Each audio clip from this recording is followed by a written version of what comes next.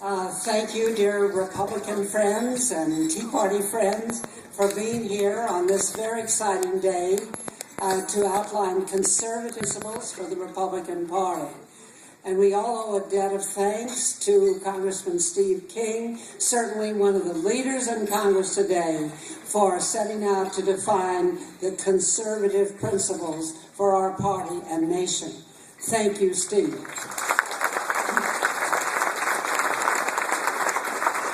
And I also want to thank our later speaker tonight, Senator Jim DeMint, for his courage and leadership in going into the primaries to make sure the conservative gets nominated so that we have somebody we really want to vote for when it comes to the November election. Thank you, Jim DeMint.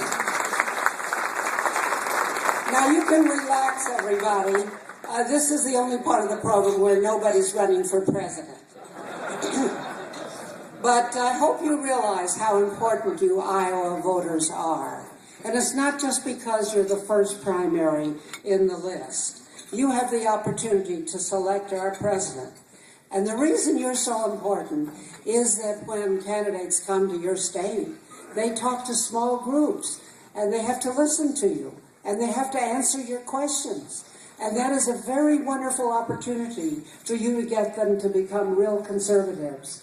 After Ronald Reagan narrowly lost the nomination for president at the Kansas City Convention in 1976 by fewer than 100 votes, he, for the next 4 years, traveled the country and talked to small groups, little dinner clubs and small groups, and did his radio programs. And he traveled by train. You remember what a train is in those days. He didn't fly. And that was when he refined his conservative ideology, because he did some things as governor of California that weren't really conservative. But when he talked to the people, then he developed a real conservative ideology that he was able to defend so eloquently and win big in 80 and 84. So you and Iowa have this special responsibility to guide and teach all of these presidential candidates. The biggest issue today is the issue of jobs and unemployment. And you have to press them on what is their answer to this. Obama has his answer. He wants to put more money in education. He wants to keep people in school longer, and he wants to send everybody to college. Now, that is not going to help the unemployment question, even sending them to college, because the unemployment rate among college graduates is just as high as it is among those who've never been to college. And Joe Biden has his solution, too. He has prepared a college completion toolkit. I can hardly wait, I'm sure. But anyway, all this money that we put into education from the federal government, now the facts are in, and it's gotten us absolutely nothing. Their goals were to make kids smarter and to reduce the gap between the high-income and low-income students, and it did nothing of the sort. And the students who come out of college with a tremendous debt are discovering that they have the same unemployment rate as those who never went to college. And it certainly didn't justify the high tuition that they paid or the taxpayers paid. And so you need to ask them, what are you going to do to address this unemployment? What are you going to do to the fact that the corporations are bringing in foreign college graduates on H-1B visas to take the jobs that our college graduates, even in engineering, cannot get? They're coming in, they're not skilled workers. They're all entry-level jobs. So ask them, do you think the American people should have to compete with people in Asia who work for 30 cents an hour? That's a good question for you to ask all of those presidential candidates. Then, of course, we want them really to commit to repeal Obamacare. And that means also getting rid of the $105 billion worth of post-dated checks that Representative Michelle Bachmann discovered because she's a tax lawyer, that they have already put in that bill, which will start cashing all the way up to 2020. We need to absolutely repeal it, and it needs to be promised by our candidates. What are you going to do to cut the deficit, which is now running at $1.5 trillion? And don't let anybody get by with saying we need to put social issues in the deep freeze and not talk about them this year.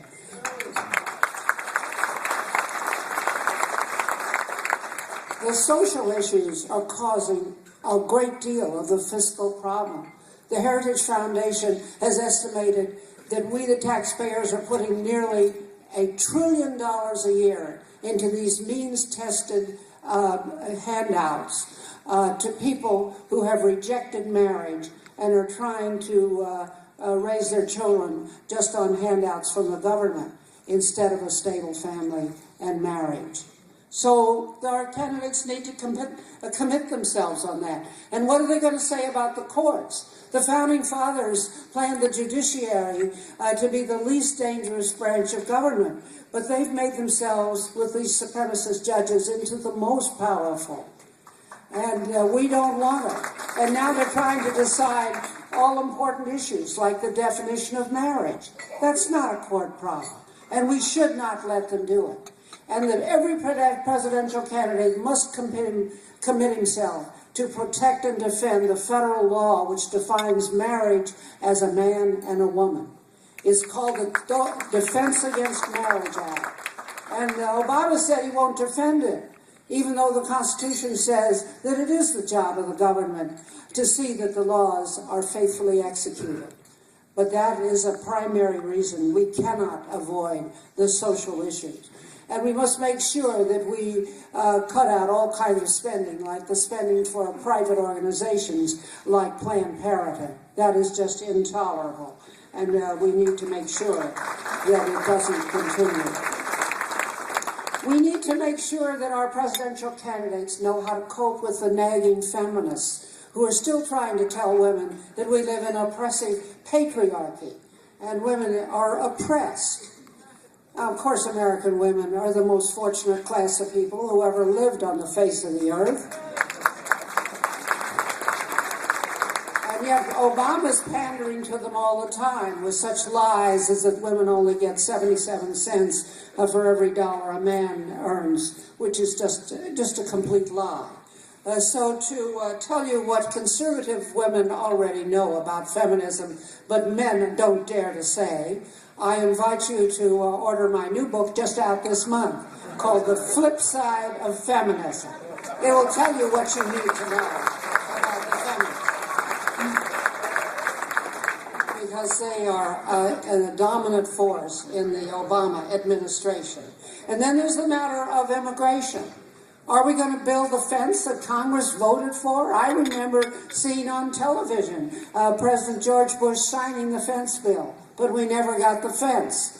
Are our new candidates for president going to promise that we will get the fence and that we will not succumb to the amnesty that some people are asking for, even if it's called by other names, false names, like path to citizenship and legalization? Obama's now trying to bypass Congress and let all the Mexican trucks in on our highways. We shouldn't let him do that. The President and Congress should stop that. And you should get them to commit to Steve King's great bill to stop the racket called anchor babies, where they bring in the pregnant women to have their babies in this country and then cash in on a lot of these handouts from the government. And then there's the matter of foreign policy, where Obama's fallen on his face in so many ways. We want the presidential candidate to commit to be against all United Nations treaties, and particularly to do something about the treaty that Obama got through in the lame duck session.